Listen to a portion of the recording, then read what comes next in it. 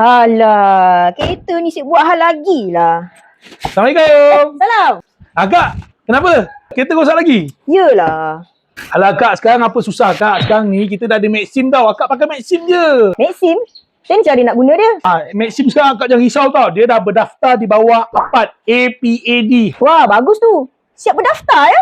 Kalau Kak nak ambil apps Maxim ni senang je Kak. Okey, mula Akak buka apps Play Store tu. Lepas tu kan Akak tekan Maxim.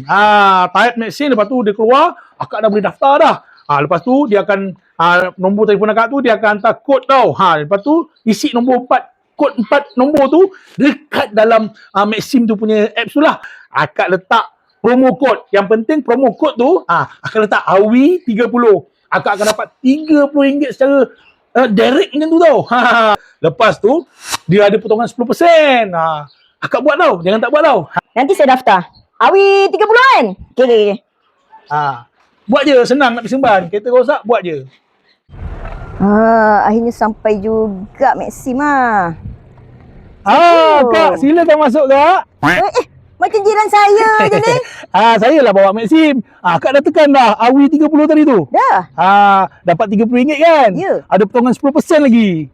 Apa lagi? Akak masuklah, saya bawa cepat. Okey. Selamat datang ke Maxim. Ya. Nak pergi mana tadi? Seremban Ah. Okey, jom.